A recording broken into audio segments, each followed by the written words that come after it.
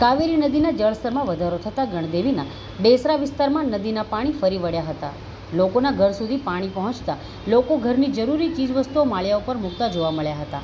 જળસ્તરમાં વધારો યથાવત રહેતા લોકો જાતે જ પોતાનો જરૂરી સામાન અને બાળકોને ખભે ઊંચકી કેડસમાં પાણીમાં નીકળીને સલામત સ્થળે ખસી ગયા હતા.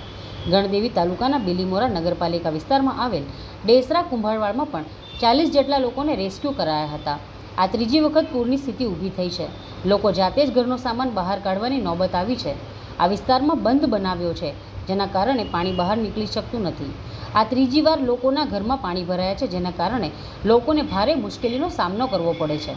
આ વિસ્તારના સ્થાનિકોના કહ્યા મુજબ કાવેરી નદીના પાણી આ વિસ્તારમાં ન પ્રવેશે એ માટે એક સંરક્ષણ દિવાલ બનાવવામાં આવી છે, જેનો હોલ નાના હોવાથી પાણી આવી તો જાય છે, પરંતુ બહાર નીકળી શકતા નથી.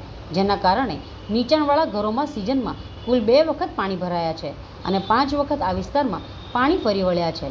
તંત્ર જો આ પાણી નિકાલનો વ્યવસ્થા કરે તો કાયમી ઉકેલ આવી શકે તેમ છે. કાવેરી નદી આ વિસ્તારથી નજીક વહે છે, જેના કારણે દર વર્ષે વિસ્તારમાં પાણી ભરાઈ જાય છે.